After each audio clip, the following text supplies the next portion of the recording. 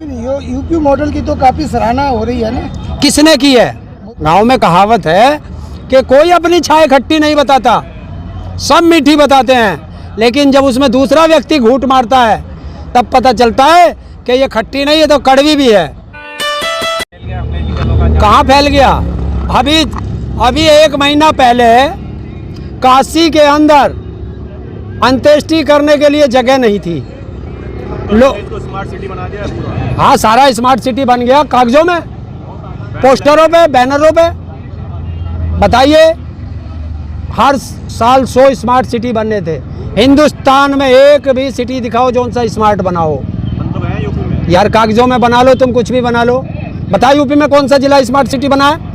तो कई मुद्दों पर बहुत प्रशंसा हो रही है योगी जी की, जैसे कि नारी सुरक्षा। हाँ, देखिए, पहला एक शब्द लो, नारी सुरक्षा। बहुत अच्छा शब्द है कि जुबान से काट दो नारी सुरक्षा, और मैदान में उतरो तो नारी का चीर हरण करो। लखीमपुर खीरी देखा अभी चुनाव के अंदर नारी का किस तरह चीर हरण हो रहा था? ये नारी सुरक्षा है। आपने 1 साल पहले देखा होगा हाथरस में बेटी को बलात्कार करके जलाया गया। रात में 2 बजे पुलिस जला रही है योगी के आदेश पर, मट्टी का तेल डाल के, और पूरी उत्तर प्रदेश सरकार अपराधियों के साथ खड़ी है। ये नारी सुरक्षा है? अगर ऐसी नारी सुरक्षा है तो बधाई के पात्र हैं योगी जी और उसके साथ मोदी जी भी। उन्होंने नारा दिया बेटी बचाओ बेटी पढ़ाओ का नारा दे रहे हैं। अरे बेटी बचाओ बेटी पढ़ाओ का नारा था, लेकिन आप पूछना भूल गए कि बेटी बचाना किससे है? सेंगर से, हाथरस में, या बीजेपी के उन गुंडों से जो लखीमपुर खीरी में थे, या चिन्मयानंद से? किससे बचाना? चिन्मयानंद बहुत याद आता है आपको? अरे उत्तर भारत के गृह राज्य मंत्री रहे हैं, इसलिए बोल रहा हूँ। गुंडा राज खत्म हो गया, कानून व्यवस्था। अभी गुंडा राज, बहुत अच्छी बात कही, गुंडा राज अभी आपने देखा होगा कि उत्तर प्रदेश में जिला पंचायत अध्यक्ष के चुनाव हुए, ब्लॉक प्रमुख के चुनाव हुए। उत्तर प्रदेश में 75 जिले हैं। 75 जिलों में से 55 जिलों में गोलियां चली, लाठी चली, अपहरण हुए, चीर हरण हुए। और बता दूं, और भी कैसे जीते।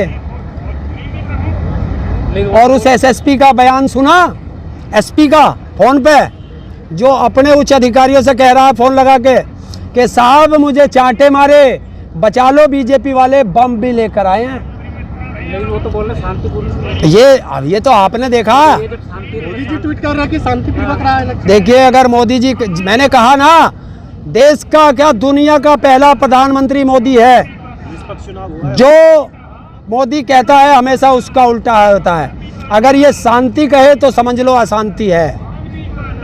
अब 55 जिलों में गोलियां चली, आदमी मरे, सर फूटे, महिलाओं का चीर हरण हुआ, पुलिस पिटी, हथगोले लेके आए बीजेपी के गुंडे। अगर ये शांति है तो बीजेपी को वो शांति मुबारक। मोदी जी को नहीं दिखा क्या?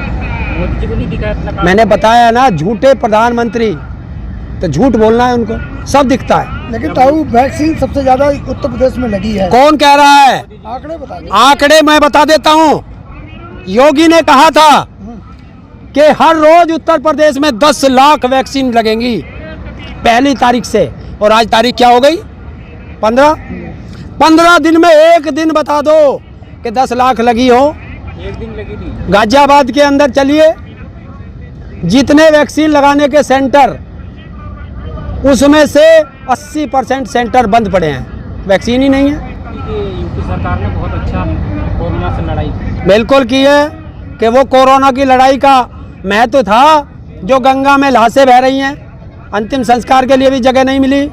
गंगा के दोनों तरफ शमशान घाट बन गए। क्या वो अच्छा वो था? कोई एक शमशान घाट ऐसा था जिस पे 15-15, 20-20 घंटे की वेटिंग ना हो, तो कितने लोग मरे। कोरोना काल में ऑक्सीजन मांगी, उस हॉस्पिटल पे मुकदमा दर्ज कर दिए। किसी को ऑक्सीजन मिली, दवाई मिली, बेड मिले, क्या हुआ? और बताएं उत्तर प्रदेश में मोदी जी बताएं खुद कि उनके आयुष्मान कार्ड से किसी एक मरीज का कोरोना काल में इलाज हुआ हो किसी हॉस्पिटल में? बताएं। सबसे ज़्यादा पूरा इंडिया में। अरे हाँ हुई, जिस तरह उत्तराखंड में हुई थी कुंभ में कि 70,000 टेस्टिंग फर्जी, जो कभी हरिद्वार नहीं गया उसके नाम से टेस्टिंग दिखा रखी है। तो ऐसी टेस्टिंग उत्तर प्रदेश में हो रही है। लेकिन ताऊ आज बनारस में जो कार्यक्रम था वहाँ की जनता काफ़ी खुश दिखी मोदी जी से, आप नाराज हैं? देखिए, जनता कैसे खुश होती है और कैसे नाराज होती है, ये राजनेताओं की आप भी बात जानते हैं और मैं भी जानता हूँ। गिने चुने लोगों को लाया जाता है, उन्हें बैठा दिया जाता है। वो आपने बंगाल के चुनाव में भी देखा होगा कि बिहार की जनता को भट्टे पे से लाए, फैक्ट्रियों से मजदूरों को लाए, किसकी रैली में आए कुछ पता नहीं। हमें तो मालिक ने भेजा था 300 रुपये में झाड़ी मिलेगी, आ गए। तो ये क्या है? और अगर वहाँ भीड़ इकट्ठी की तो फिर कोरोना की तीसरी लहर के लिए फिर मोदी जिम्मेदार होगा। तीसरी लहर तो आ चुकी है। हाँ, तो मोदी जिम्मेदार होगा। हमको कहता है मास्क 2 गज की दूरी और मास्क जरूरी, और अपने आप रैलियां करता है। ज़्यादा भीड़ नहीं करेगी। क्यों? 6,000 लोगों की भीड़ नहीं होती। कोरोना फैलाने के लिए तो 2 आदमी भी काफ़ी है। तो आपको मोदी जी ने यूपी सरकार की बहुत तारीफ की, आप रख रहे हो। देखिए, तारीफ तो मैं तुम्हारी भी कर दूंगा। तारीफ तो मंदारी की भी होती है, जो डुगडुगी बजाता है और पिटारे में से सब निकाल निकाल के दिखाता रहता है। वहाँ बहुत तालियां पीटती है जनता ऐसे करके। मंदारी है क्या? कौन? अगर किसान होना मंदारी है, मैं किसान हूँ, मंदारी का बंदर नहीं जो कोई भी आके नचा ले। आप 1500 करोड़ आज दिए भी काशी के लिए। मैं मन की बात नहीं करता, मैं जन की बात करता हूँ। किसी को मिर्ची लगे तो मैं क्या करूँ? ताऊ आपको तो गर्व होना चाहिए, आपके सीएम योगी आदित्यनाथ जिनकी विदेशों में भी डंका बज रहा है, लोग डिमांड कर रहे हैं, बुला रहे हैं वहाँ पर कि हमें ऐसा मुख्यमंत्री यहाँ भी होना चाहिए। देखिए, अगर गर्व करने का कार्य करता तो जरूर गर्व करते। जब हमारे परिवार के लोग कोरोना काल में मरे और किसी को बेड नहीं मिला, हॉस्पिटल में जगह नहीं मिली, तब इसी सीएम ने अपने लिए 3 बेड रिजर्व रखे। उन पे कम से कम 3 व्यक्तियों का इलाज होता।